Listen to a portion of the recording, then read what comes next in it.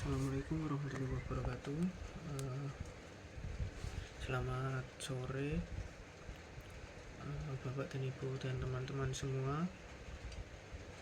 Perkenalkan, nama saya Bagus Nur Ramadan. Pada kesempatan ini saya akan mempresentasikan rangkuman materi dari sesi 1 sampai dengan sesi 7, yaitu mata kuliah Sistem Informasi Manajemen.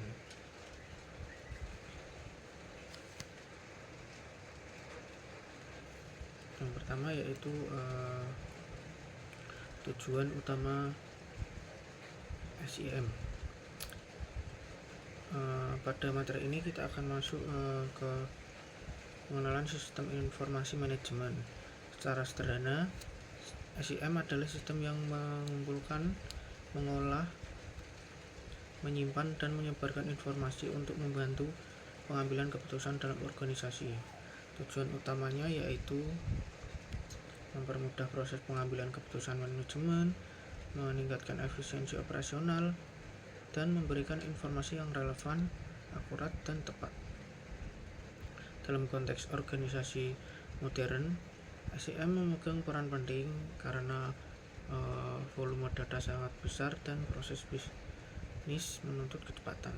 Tanpa sistem informasi manajemen, sebuah organisasi akan lambat dalam merespon perubahan pasar maupun operasional internal.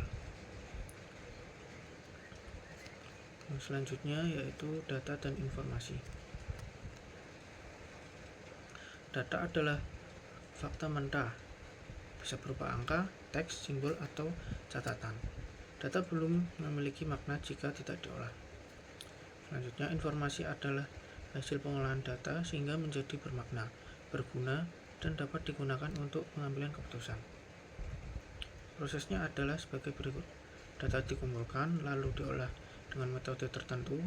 Setelah itu menjadi informasi, dan terakhir informasi tersebut digunakan untuk membuat keputusan. Contohnya yaitu data transaksi penjualan harian adalah data mentah. Namun ketika diolah menjadi grafik tren penjualan, maka itu menjadi informasi yang membantu manajer menentukan strategi penjualan. Selanjutnya yaitu komponen utama SIM. Yang pertama yaitu hardware. Hardware adalah perangkat fisik seperti komputer, server, scanner, dan printer. Yang kedua software, yaitu aplikasi atau program yang mengolah data. Selanjutnya brainware.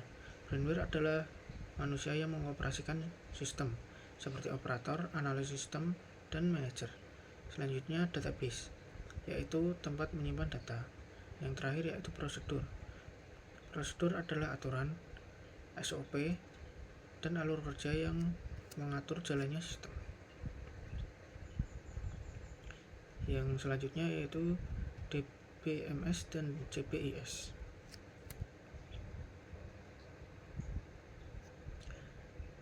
DBMS adalah Database Management System, adalah perangkat lunak yang digunakan untuk membuat, mengelola, dan memanipulasi database. Contohnya yaitu DBMS seperti MySQL, Oracle, dan SQL Server. Fungsinya yaitu antara lain menyimpan data secara terstruktur, menjamin keamanan data, menghindari duplikasi data, dan mempermudah akses dan pengelolaan data. Selanjutnya yaitu CPIS atau Computer Based Information System, adalah sistem informasi yang seluruh atau sebagian besar kegiatannya menggunakan komputer. CPIS mencakup banyak subsistem seperti sistem informasi akuntansi, sistem produksi, sistem pemasaran, sistem SDM, sistem pendukung keputusan, dan lain-lain. CPIS adalah kerangka utama yang mengaungi berbagai sistem yang membantu organisasi dalam operasional sehari-hari. Selanjutnya yaitu sistem informasi akuntansi. Sistem informasi akuntansi atau SIA adalah salah satu sistem terpenting dalam perusahaan. Fungsinya adalah yang pertama mengumpulkan dan memproses transaksi keuangan. Yang kedua menghasilkan laporan keuangan. Yang ketiga mendukung pengendalian internal. Yang keempat, menyediakan informasi bagi manajemen. SIA terdiri dari beberapa siklus seperti yang pertama siklus pendapatan, kedua siklus pengeluaran, ketiga siklus produksi, dan keempat siklus keuangan. Contoh implementasi SIA adalah software akuntansi seperti Accurate, Zahir, SAP, dan lainnya yang secara otomatis memproses transaksi dan menghasilkan laporan. Yang selanjutnya yaitu jenis-jenis SIM. Yang pertama TPS atau Transaction Processing System.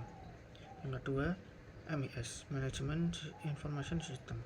Yang ketiga yaitu OAS, Office Automation System. Yang keempat yaitu EIS, Executive Information System. Yang kelima yaitu ERP atau Enterprise Resource Planning. Sistem pendukung keputusan atau DSS ya. DSS adalah sistem yang membantu manajer dalam mengambil keputusan semi terstruktur dan tidak terstruktur. DSS biasanya dilengkapi dengan model matematika, analisis statistik, dan simulasi. Komponen utamanya yaitu database, model base, dan user interface. Contoh penggunaan DSS yaitu menentukan lokasi toko baru, perencanaan permintaan, simulasi risiko bisnis, dan analisis investasi. Integrasi SIM dan perusahaan.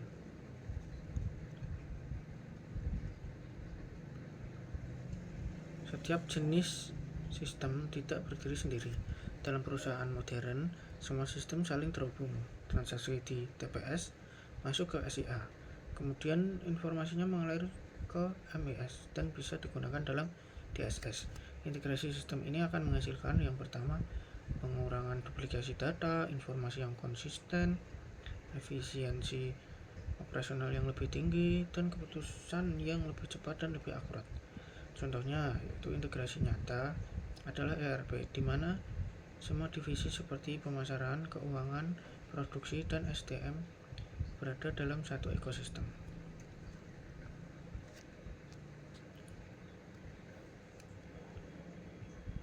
Baiklah, sampai di sini materi yang bisa saya sampaikan.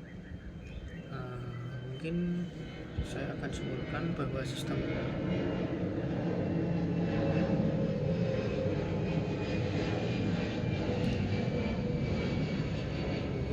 saya bisa simpulkan bahwa sistem informasi manajemen adalah fondasi penting bagi keberhasilan organisasi modern, mulai dari pengelolaan data, penyimpanan database, proses akuntansi, hingga pengambilan keputusan. Semuanya saling terhubung melalui berbagai sistem SIM ini. Dengan memahami materi dari sesi 1 sampai 7 ini, kita dapat melihat bagaimana teknologi informasi memberi nilai tambah bagi organisasi dalam hal efisiensi, kecepatan, dan kualitas keputusan. Terima kasih atas perhatian Bapak Ibu